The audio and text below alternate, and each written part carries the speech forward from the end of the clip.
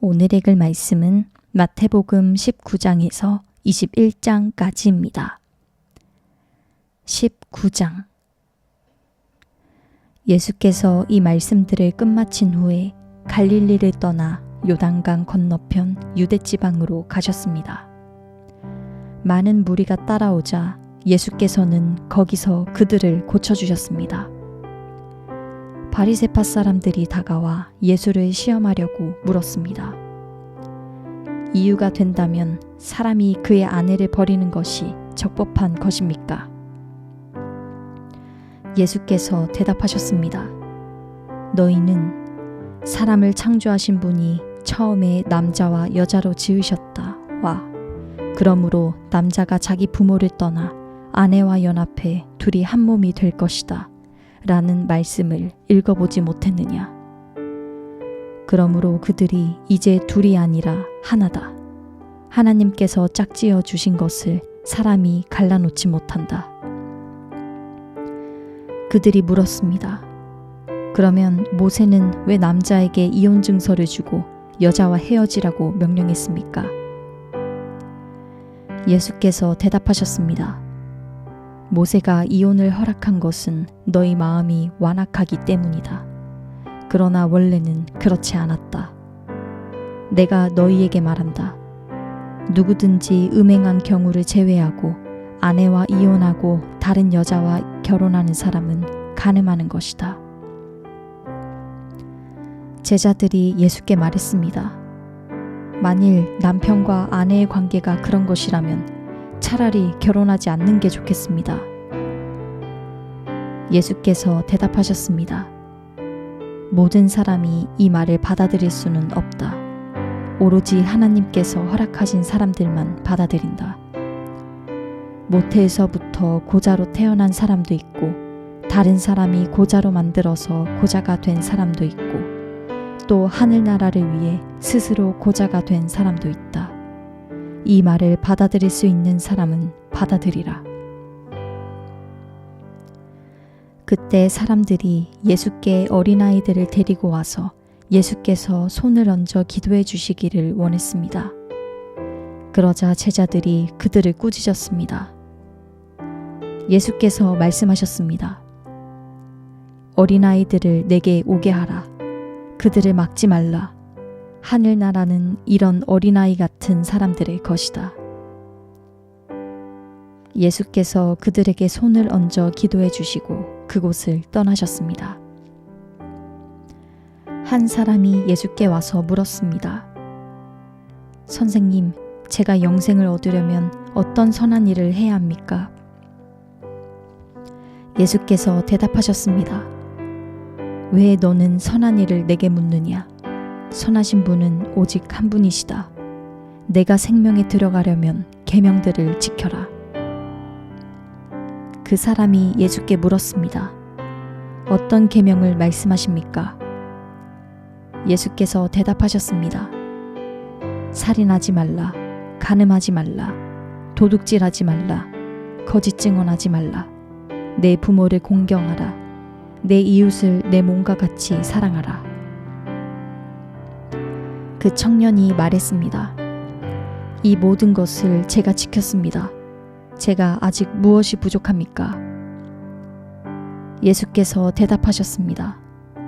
만일 내가 완전해지고자 한다면 가서 내 재산을 팔아 그 돈을 가난한 사람에게 주어라. 그러면 내가 하늘에서 보물을 얻을 것이다. 그리고 와서 나를 따라라. 그러나 그 청년은 이 말을 듣고 슬픔에 잠겨 돌아갔습니다. 그는 굉장한 부자였기 때문입니다. 그때 예수께서 제자들에게 말씀하셨습니다. 내가 진실로 너희에게 말한다. 부자는 하늘나라에 들어가기가 어렵다. 다시 내가 너희에게 말한다. 낙타가 바늘귀에 들어가는 것이 부자가 하늘나라에 들어가는 것보다 쉽다. 제자들은 이 말씀을 듣고 매우 놀라 물었습니다. 그러면 도대체 누가 구원을 얻겠습니까? 예수께서 그들을 눈여겨보시고 말씀하셨습니다. 사람에게는 불가능한 일이다. 그러나 하나님께서는 모든 것이 가능하다. 그러나 하나님께는 모든 것이 가능하다. 베드로가 말했습니다. 보십시오. 우리는 모든 것을 버리고 선생님을 따랐습니다. 그렇다면 우리는 무엇을 얻겠습니까? 예수께서 그들에게 말씀하셨습니다. 내가 진실로 너희에게 말한다. 새 세상에서 인자가 자기의 영광스러운 보좌에 앉게 되면 나를 따르는 너희도 12보좌에 앉아 이스라엘의 12지파를 심판할 것이다. 또한 내 이름을 위해 집이나 형제나 부모나 자녀나 논밭을 버린 사람은 누구나 100배나 받을 것이며 또 영생을 물려받게 될 것이다. 그러나 먼저 된 사람이 나중되고 나중된 사람이 먼저 되는 일이 많을 것이다. 20장 하늘나라는 자기 포도원에서 일할 일꾼을 고용하려고 이른 아침에 집을 나선 어떤 포도원 주인과 같다. 그 주인은 하루 품삯으로 1데나리온을 주기로 하고 일꾼들을 포도원으로 보냈다.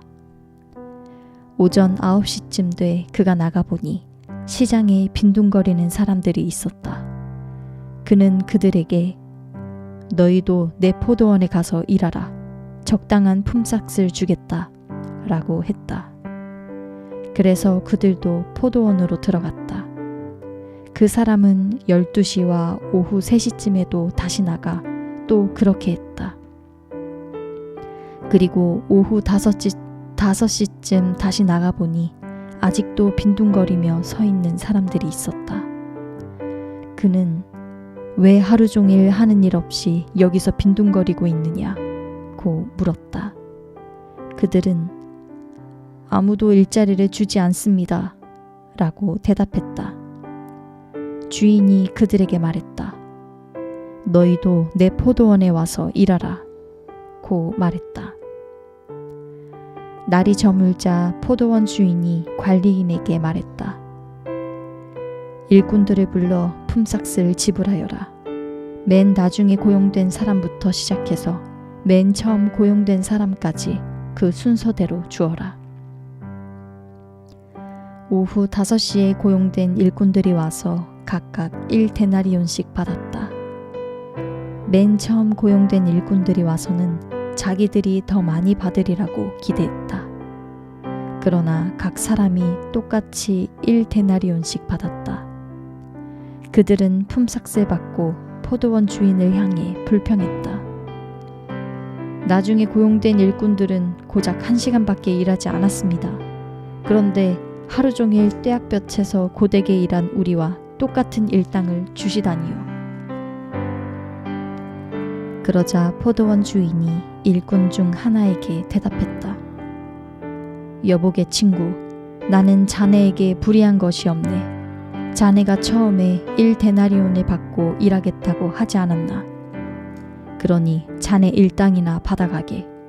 나중에 온 일꾼에게 자네와 똑같이 주는 것이 내 뜻일세. 내 뜻이네. 내가 내 것을 내 뜻대로 하는 것이 정당하지 않은가? 아니면 내가 선한 것이 자네 눈에 거슬리는가? 이처럼 나중된 사람이 먼저 되고 먼저 된 사람이 나중될 것이다. 예수께서 예루살렘으로 올라가시면서 12제자를 따로 곁에 불러 놓으시고 그 길에서 그들에게 말씀하셨습니다. 보라, 우리는 지금 예루살렘으로 올라가고 있다. 거기서 인자는 대제사장들과 율법학자들에게 넘겨질 것이고 그들은 인자에게 사형 선고를 내릴 것이다. 그리고 그들이 인자를 이방 사람들에게 넘겨주면 그들은 인자를 조롱하고 채찍으로 때리고 십자가에 못 박을 것이다. 그러나 인자는 3일째 되는 날에 다시 살아날 것이다. 그때 세베대의 아들들의 어머니가 자기 아들들과 함께 예수께 다가와 무릎을 꿇으며 간청했습니다. 예수께서 물으셨습니다. 무엇을 원하느냐?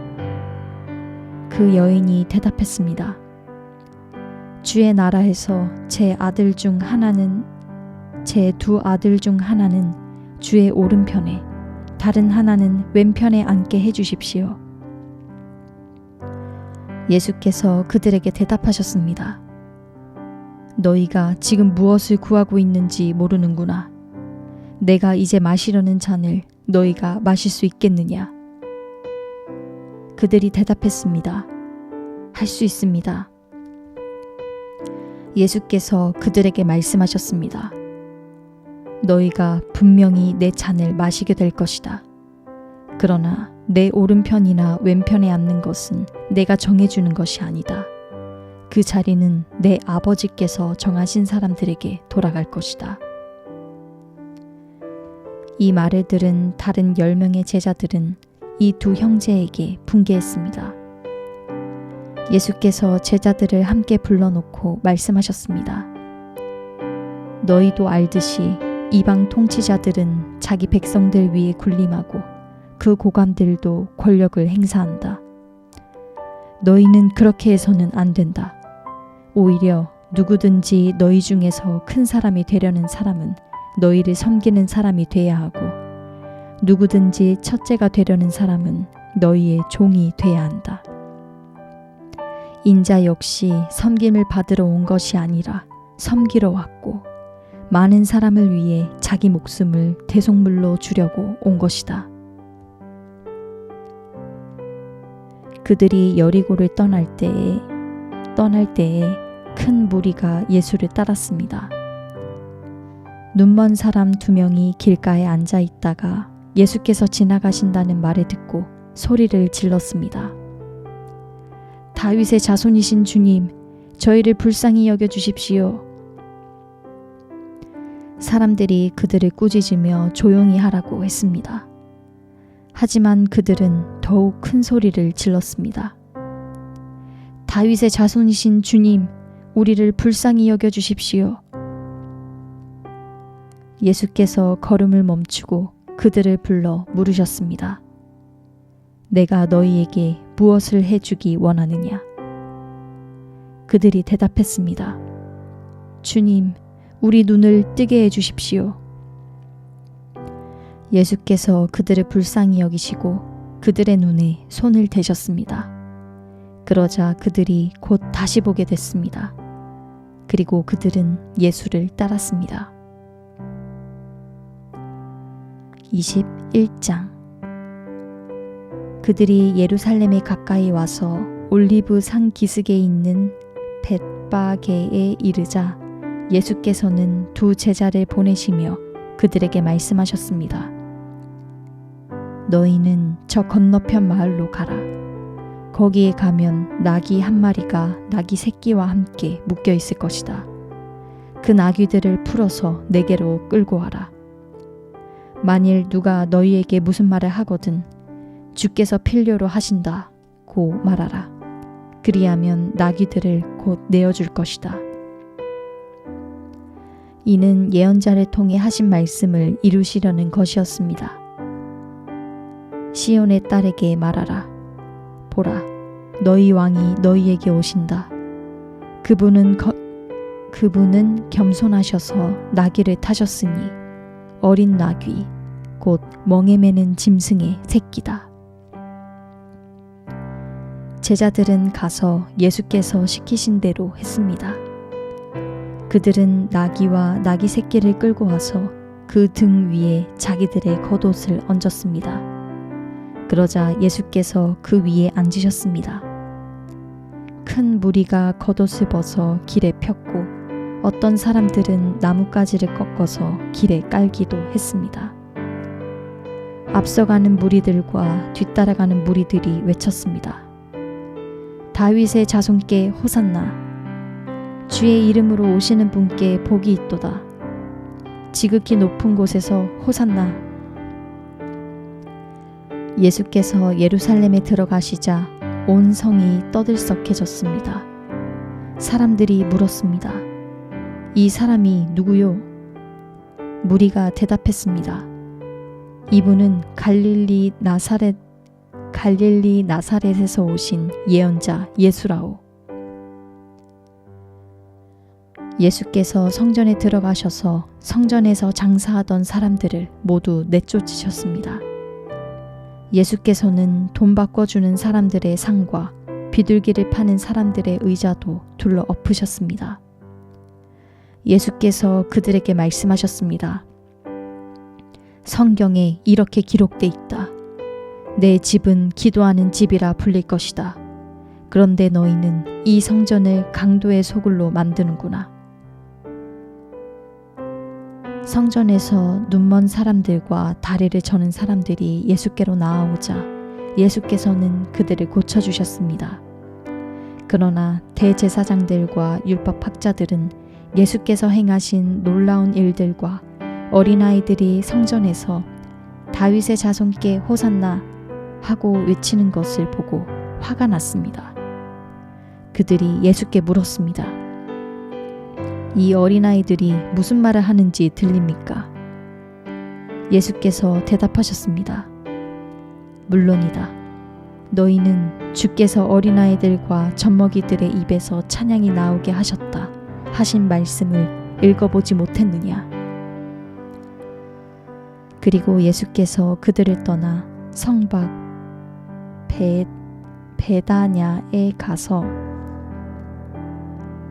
베다니에 가서 그날 밤을 지내셨습니다.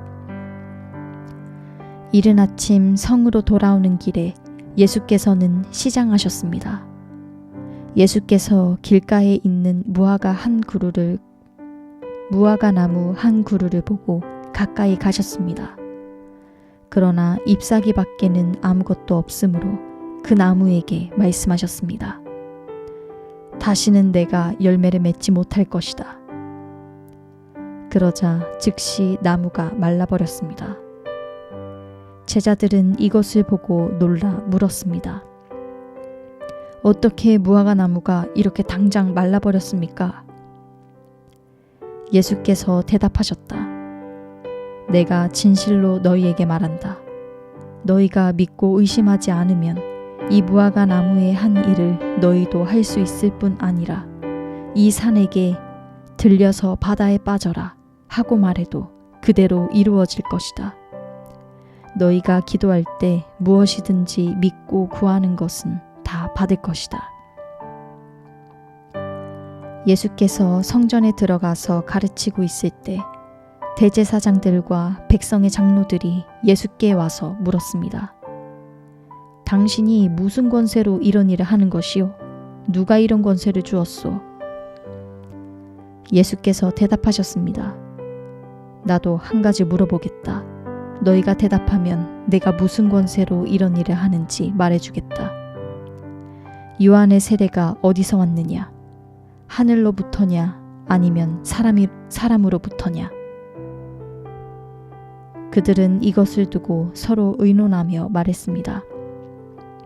우리가 하늘로부터 왔다고 하면 저 사람이 그러면 왜 요한을 믿지 않았느냐 할 테고, 그렇다고 사람으로부터 왔다고 하면 사람들이 요한을 예언자로 믿고 있으니 두려울 따름이다. 그래서 그들은 예수께 잘 모르겠다고 대답했습니다. 그러자 예수께서 말씀하셨습니다. 그렇다면 나도 무슨 권세로 이런 일을 하는지 너희에게 말하지 않겠다. 너희는 어떻게 생각하느냐?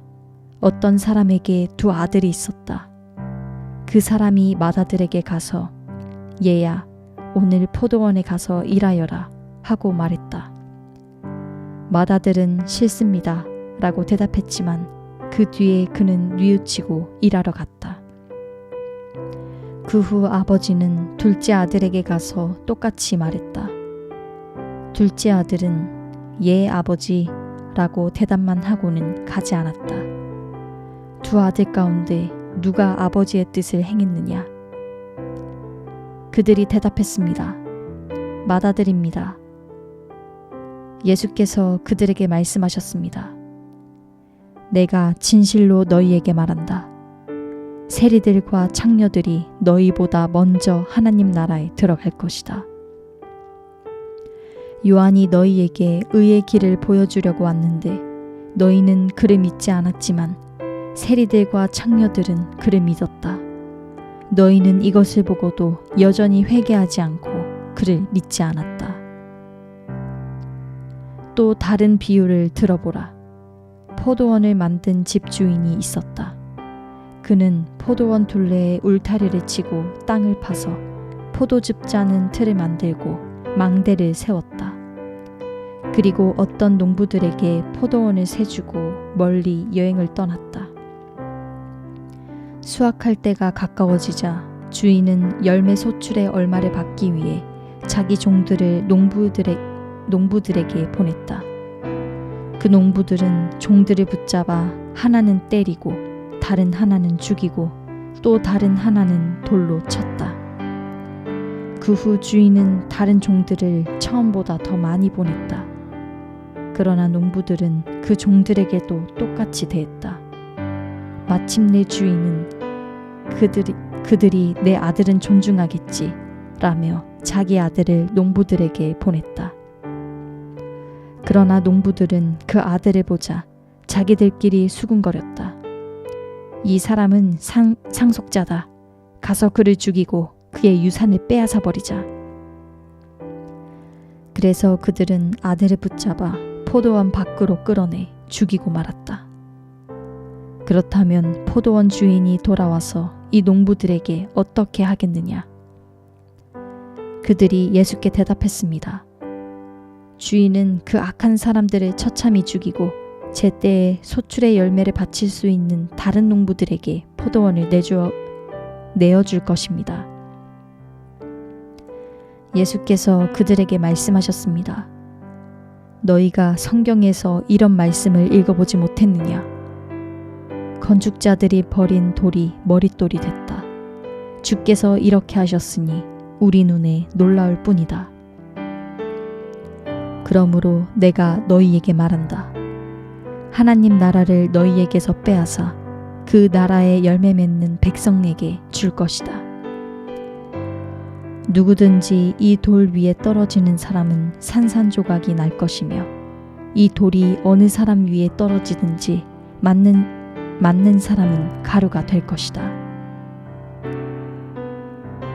대제사장들과 바리새파 사람들은 예수의 비유를 듣고서 그것이 자기들을 가리켜 하시는 말씀인 줄을 알아차렸습니다. 그들은 예수를 체포하고 싶었지만 백성들이 두려웠습니다. 사람들이 예수를 예언자로 여기고 있었기 때문입니다. 아멘.